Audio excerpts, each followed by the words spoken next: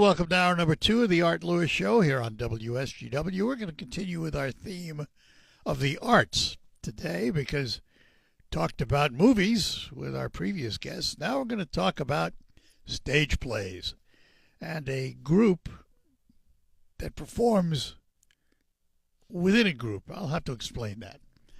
But the group is called the Glass Menagerie. And well, hang on a second. Turn your microphone on. And with us from the Glass Menagerie is an actor, and he is Ben Hansen. Good morning, Ben. Good morning, Art. Thanks now, for having as me. you were saying. Yeah, the Glass Menagerie is the title of the show itself. Oh, that's the show itself. Yeah. What's the group's name? Well, it's the Bay City Players is where it's. Oh, it is the Players. Yeah, that's okay. where the show is being held. January. The first weekend is January 23rd, 24th, and 25th. Okay.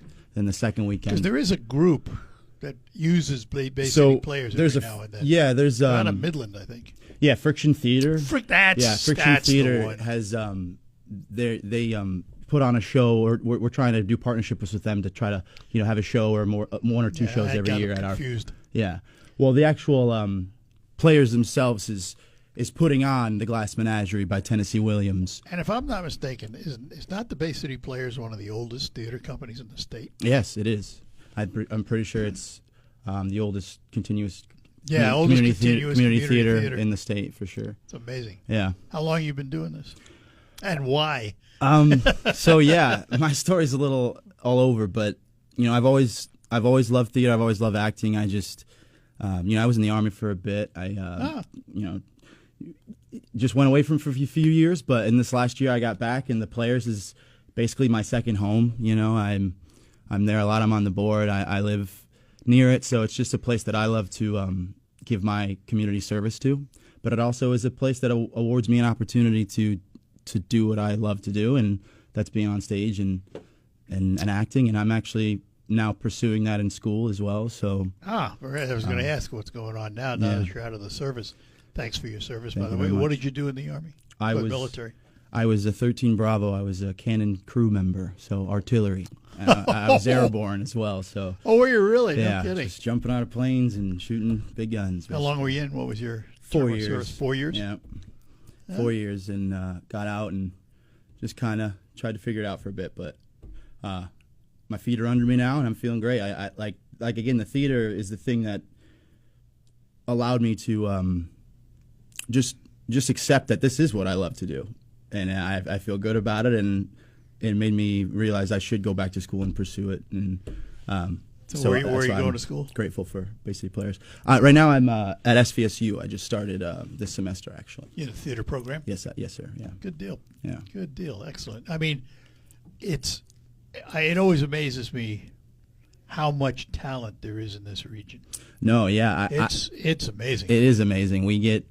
I meet people through the Players that I just am blown away by. I've been at auditions where I was just blown away by people. It's surprising how many we do have around here. Yeah. And and I tell people, and they're probably tired of hearing me say it, if you take Saginaw Bay and Midland counties, and we'll just assign a number of about 400,000 people, you show me any city in America of 400,000 that has 2 symphony orchestras, multiple choral societies, multiple theater companies, multiple stage bands, multiple, you name it, in the arts. Yeah. And we've got multiples of it in an area of 400,000 people. Yeah. It's amazing. That is amazing. I never really thought about it that way, but that is quite, something special for sure. And between Saginaw Bay and Midland, I mean, we got tremendous theater companies between Pit and Balcony and Bay City Players and the Midland Theater. Yep. It's just absolutely mind-blowing. Yeah, it is. And then, obviously, like you said earlier, that Friction Theater is just their own kind of individual group that kind of floats, but they're another, They're just another group. Another group that's putting on great productions. So, yeah, I mean, were you always drawn to acting as a kid? Yeah, I mean, it's a different style.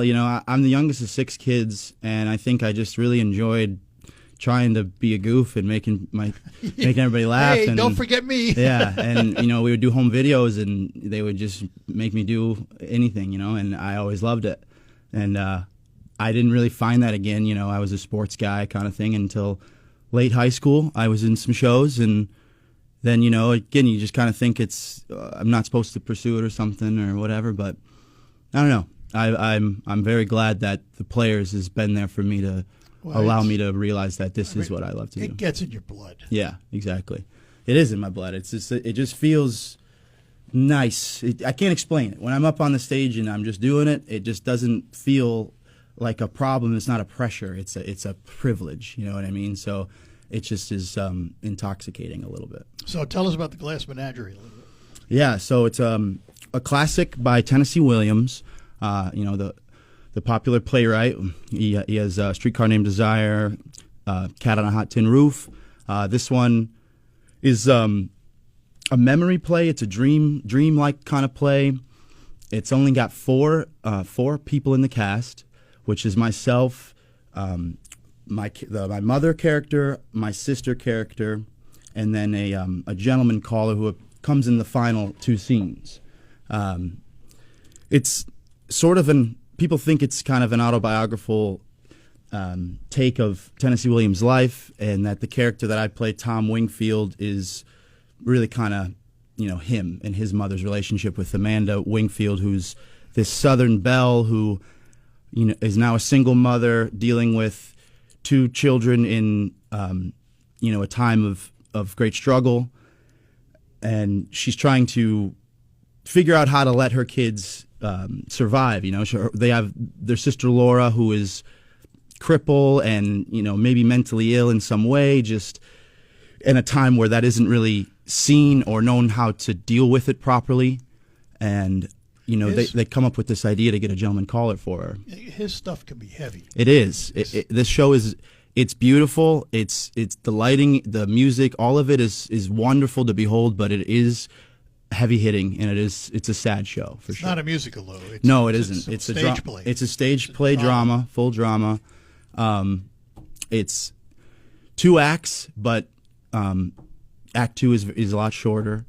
It's heavy hitting, like you're saying. It's going to leave people, I think, hopefully when they leave, it just keep them thinking forever and wondering what the meaning is and all these different things. I always found his stuff left you with an emotional reaction. Yes, and I'm very hopeful that that's what we'll be able to, you know, achieve for the audience, because this play is, you know, it is sad, and it should bring people joy, but also leave them with, you know, almost like a tear in their heart. So the first performance is the 23rd.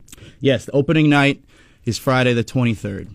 And how many performances total? So six performances total. All in that weekend? No, so two weekends. We're going to have, the first weekend is going to be the 23rd, 24th, and 25th with matinee on the Sunday. Yes, a matinee on the Sunday. And then the next weekend will be the 30th, the 1st, and the 2nd. So when did you start rehearsals? When did you finally get accepted and you actually started rehearsing? How long? Yeah, we started, I think auditions were probably back in November. No, yeah. Fall. I believe November-ish. And now, you know, 6 to 8 weeks of rehearsals, typically. Basically. So we're Sunday through Thursday. You know, if we can't fit a day, you know, we try to get as much as we can, obviously. But basically, Players is hustle bustle. We've got a lot of things going on too. So, you know, we got to wait for stage time here or there. But we've been on the stage now and fully going at it for quite a while. So we're eager to get people in that theater and show them. If you had your druthers of any kind of stage performance, what would it be? Heavy drama, comedy? What I prefer to be in? Yeah, I don't know, you know, what I prefer is probably a drama, something juicy. I love just dialogue. I love being able to not have to sit and wait. Like, the more action and the more things I have to do on the stages, the more I want to do. But I was just the last show I was in was called Jukebox for the Algonquin, and that was a comedy, and that was so much fun. Actually, it was the first comedy I was really had ever been in. So to be able to do a different style and show off that side of you is also a lot of fun. So I think those two are my favorites for sure. All right, we're going to take a break, come back. We're talking to Ben Hanson. He's in the Glass Menagerie at the Bay City Players, starting on the 23rd of January for 2 weekends. We'll tell you all about it, tell you more about it, and more about the Bay City Players when we return. For 60 years,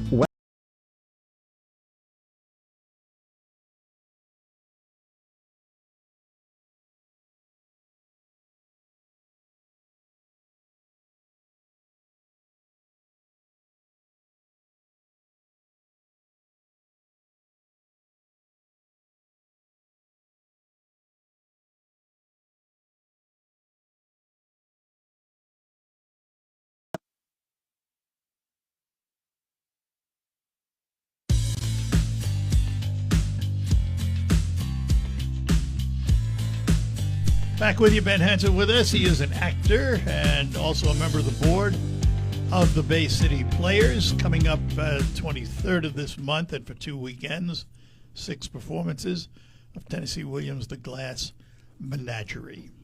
Were you familiar with it before you got involved in the Glass Menagerie? I wasn't actually. The only Tennessee Williams I was familiar with at the time was A Streetcar. Oh, Streetcar Named Desire. Mm-hmm. Yeah. So I wasn't familiar, but, you know, the more I dove into it and read the script, I actually, it's my favorite role I've ever been able to have. I mean, it's the way you have, the language of it itself is just so pretty. And because it's a limited cast production, you got a lot of lines. Yeah. You're on stage a lot. Yes. We all have, you know, our own heavy load, and so we all got to, you know, bring our best, you know, because 1 of 4, you can tell if it's just kind of faltering. But you say that we have a lot of lines, we got a lot of dialogue. We do. It's me and the Amanda have a lot of back and forth, and then the mother Amanda and the daughter Laura have a lot of back and forth. But Tom as a character is, like I said earlier, it's a memory play. It's a dreamy type play. So Tom Wingfield is kind of narrating it as well. So me as a character, I've got a few dispersed monologues where it's just me and it's breaking the fourth wall, and it's so yeah, I have a lot of dialogue for sure. So how does one approach a script like that? You get that first, here it is, it's yours. Now you got to go home and memorize it. Yeah. Well, everybody's a little different, you know. In the community, we always try to ask each other, like, what's the method you use, or what's, you know, a trick you have to learn lines. But personally for me, it's really just reading it a couple times and then saying it over and over. I like to talk in a mirror and say it in a mirror just so I don't think about what I look like really, and maybe I can just kind of imagine it better when I'm actually doing it. But that's how I do it really. I just kind of go through it a lot, say it over and over and over, and then test myself without the book, and eventually I'm good to go. I had to do it years ago in a Pit and Balcony production for Play It Again, Sam. I had the Bogart part. Okay. And my late wife, and I were going to take a trip east and also take a train up to Boston from Philadelphia. That entire train ride, I do not think I saw any of the scenery. Oh. My head was buried in the script because I had just gotten it before we left. And, you know, my wife, I think, was ready to slaughter me at the time. Well, it's important. But the only way I could do it, the way I did it, was one sentence at a time. Okay. I'd learn sentence A, and I'd memorize it, and I'd say it over and over and over again. Then I'd go to sentence B and add it to sentence A and stream them together. Okay. Yeah. Eventually, I got it to where I could do that, you know? Yeah. I think I do something sort of similar. You know, I'll try to say the whole monologue. I'll for sure get the first chunk, and then I'll expand it until I know the whole thing for sure. Yeah. Yeah. So it's just a process. Yeah, chipping away at it, really. It's a process. Yeah. So, how much do you adjust the character from the first time you start? Oh, quite a bit. I think for me personally, after I get the words, at that point it's just, you know, that's why I try to get the words as fast as I can, because if I have all the words then I don't have to. I know what I'm supposed to say, where I'm supposed to be, and then the rest of it is just reaction and building my physicality. And I'm a type of person who, if I think it fits, I like to change my voice. I like to really just try to find the character as much away from myself as I can, So from that moment you first get the script and read it and do the read through to when you see me on the stage, I believe I've done a lot of tinkering. Did you search out a production of it to see it? Yeah, I did. I watched there was a movie that Paul Newman directed and starred John Malkovich in Tom's role.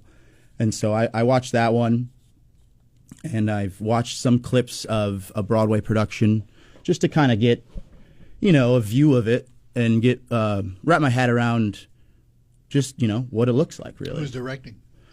Judy Harper, who's a wonderful lady. She's directed many shows at the Players and in other places throughout Michigan. She is on the board in Clio, I believe, and she's been a high school theater teacher for years. She's wonderful, actually. Like her vision, her style, her dedication to this production is second to none, and I've really enjoyed working with her for sure. So when you go on stage the first time, all right, you've read it, you've got it memorized. Now you're going to begin blocking and all of that. Mm-hmm. What's it like that very first time on stage? It's for me. It's like it solidifies it all for me. I mean, it's hard. You don't have the blocking is the hardest part. Blocking, folks, means where are you going to stand? What are you doing? Yeah, moving. Where are you going to go? Right. Why am I moving this way? Where am I going? Yeah. And are they going to move too? Let's not cross each other. Let's not block each other. Stuff like that. And really, you just want to build nice visuals, right? If you can't stay stagnant forever, you got to move. And I'll say the first time you get on stage and start doing that, it's a little bit clustered. But then you just kind of got to keep running and keep getting comfortable, really. That's really all it is comfortability. Just continues to grow with everybody.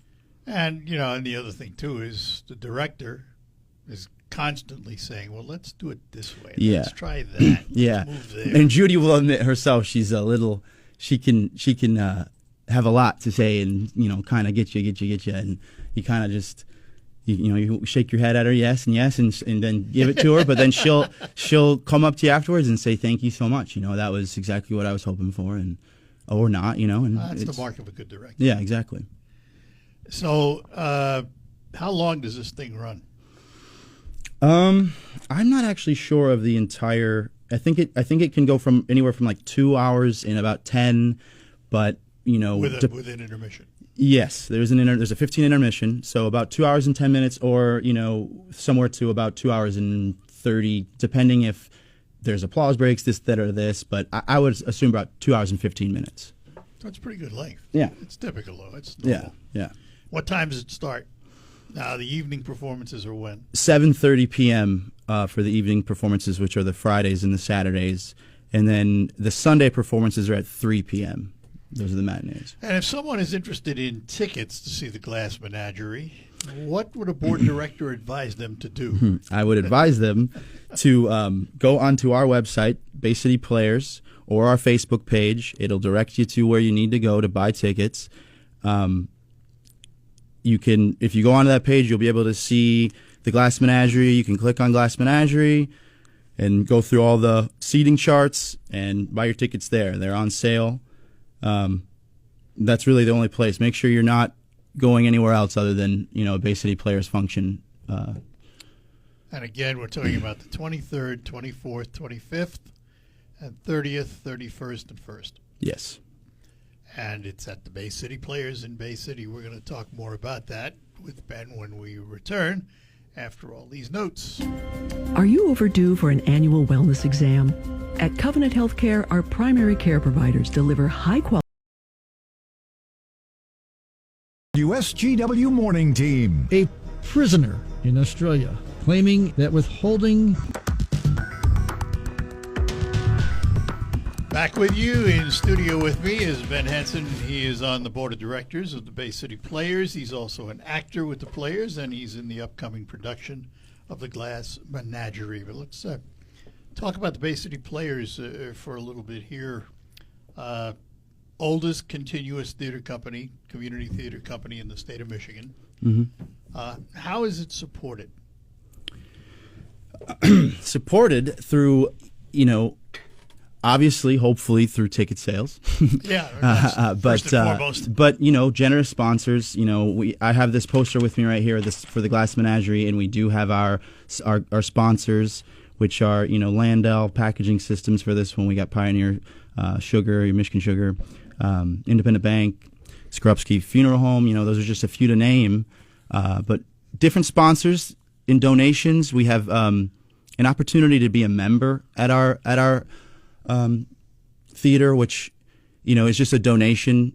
It can be as simple as $20, and you get your name in the booklets when you come see the shows in the program. I mean to say, and but that's really it. We need local help. We need support. We need like every community theater. The word community, means something. Exactly. I mean, that's how we do it. It's community. It's sponsorships and the people around that keep the place going. So.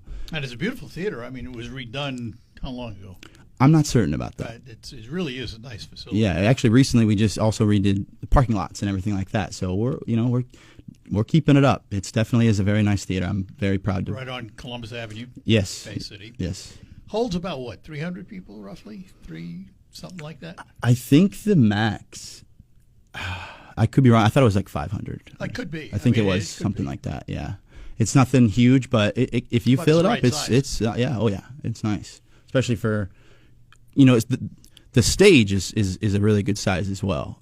I think the auditorium is perfect for me. I love the size of it, but I do think it only fits about 500. And I always looked at a theater like that, and Pit and Balcony and others. They're intimate theater because you feel like you're close up. Yeah. Oh yeah. No bad seats. I said that actually, about this show where something to surprise the audience. Where I said, our theater size and structure, I believe, will lead into a more intimate production, and it'll get everybody involved basically. So. Do you have the season? You know what's ahead after this one? Yeah. So they're holding auditions. I forget the date of auditions, but if you go to the website or go to the Facebook page of Bay City Players, you'll be able to see for Anastasia. They are doing the musical next, and so auditions should be coming up pretty soon for that. I think in February. And then after that, they're doing The Morning After Grace, which I think is another drama. And then I believe it leads into the next season after that, which I would have to have the sheet in front of me to know. But but the big thing next is Anastasia. They've got my buddy Kevin Cole has done a lot there. Yeah, so I was in Oklahoma with Kevin. Kevin Cole did the music for Oklahoma. Yeah. And Kevin's a great guy. He's very talented. And, I mean, Oklahoma. I mean, he was a big part of why that was a success was the music. So, yeah, he's amazing. Absolutely, there's been a lot of amazing people. Yeah, Leeds was Leeds is always he's been missed. Always talked about and respected there. They've actually been able to attract a large contingent of loyalists who back that theater, perform in the theater, support the shows. It's been a tribute to them. I mean, they're the oldest continuous for a reason. Yeah, exactly. It's the people. Yeah. Yeah, exactly. It is the people. And not only the people on the stage and behind the stage, but the people in the audience. Yeah, exactly. We got faithful. We have faithful audience members that buy season tickets, season passes every year. We have other people that maybe only see one or two, but they always glow with their experience. And what the unsung heroes really, I mean, for any theater is obviously the people that put heart and soul into the lighting, the sets,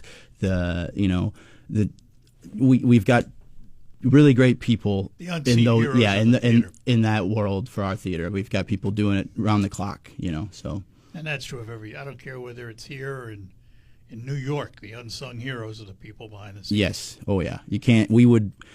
Me on the stage wouldn't work without those people. So, yeah. Well, you could stand there, but Yeah. wouldn't have a lot around you. No. Wouldn't be much to look at. Well, that's good. Hold on a minute. We're going to take one more break here, and we'll finish up talking to Ben Henson about the Glass Menagerie, 23rd, 24th, 25th, and the 30th, 31st, and 1st at the Bay City Players. Tickets available, and we'll tell you again how to get them. Jeff Gronsky here, back. The cast from All over. I mean, I think this cast alone, we have. I'm from Bay City, so it's pretty easy for me. But we have one person. Well, our director herself comes from the Flint area just to do this, and now that I think about it, I don't know if this cast has that many people from other places. But I've been in shows where I've had people coming from Midland, Mount Pleasant. Actually, we had a girl come in to do a show with us that was living in Mount Pleasant. So all over, really, you know. you put out a call. How far in advance? Several months in advance of the show, they put out a call for auditions. Yeah, I wouldn't know exactly.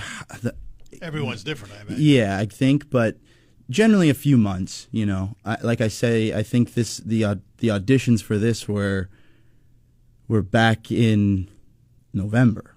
So this one is a straight drama, and you do musicals. You mentioned, for example, Oklahoma. Mm-hmm. So if you were auditioning for this versus auditioning for Oklahoma, how would it differ? Well, so for Oklahoma, you're gonna try to prepare to sing as well. You know, there's it's different. It's different in the style altogether. So for the shows that I've auditioned for dramas, straight dramas, you know, it's just either preparing a monologue and coming and doing it, or cold reading out of the script and doing it with people and trying different scenes. It's up to you to pick it, though. They don't tell you do this. Sometimes it's up.